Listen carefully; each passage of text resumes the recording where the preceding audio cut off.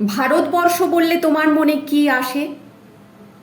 সুজলা সুফলা শান্ত স্বদেশ, যেখানে ধীর বাহিনী গঙ্গার মতো জীবন বইছে আজ থেকে আগামীর দিকে।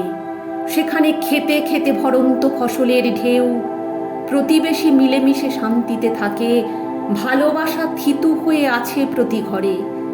প্রতি রাত্রিতে আকাশের তারাগুলো ভীষণ অবাক হয়ে ভাবে তাদেরই মতন আলো লাখো লাখো ঘর জুড়ে জ্বলে কোনোখানে। প্রতি ভোরে পাখিদের গান ভাব ভালোবাসা করে কাজে যাওয়া লোকেদের সাথে। আর হিন্দুস্থান বলি যদি, তখন সীমান্তে অতন্দ্র প্রহরী, উর্দিতে যাদের তেরঙ্গা, আর বহু বহু দূরে কোনো গাঁয়ের বাড়িতে উৎকণ্ঠায় থাকা প্রিয়জন। পড়শি দেশের সাথে গোলাগুলির খবরে যারা টান টান হয়ে টিভির দিকে চেয়ে থাকে। কারগিলে শেষ পাকিস্তানি হানাদারকে হারিয়ে পথ করে হাওয়ায় ওরা গেরুয়া সবুজ সাদা, মাঝে যার উজ্জ্বল অশোক চক্র। আচমকাই এফএমে গানের ভলিউম বাড়িয়ে দেওয়া লতা গাইছেন এ মেরে ওয়াতন কে লোগো, অথবা কোরাসে বাজছে সন্দেশে আতে হ্যায়।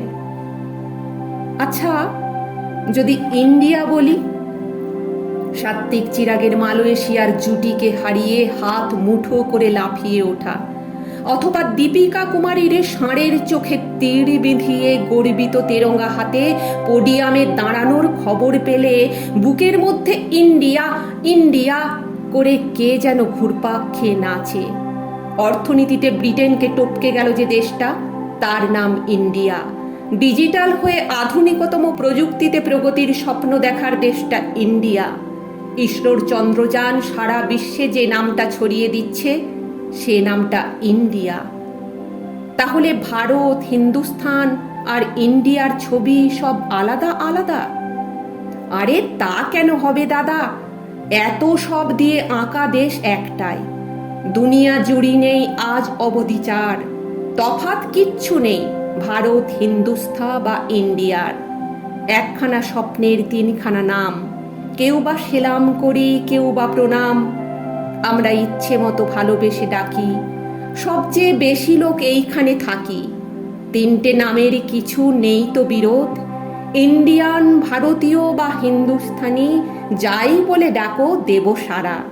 তিনটে নামেই সব দরজা জানালা খোলে হৃদয়ের পাড়া।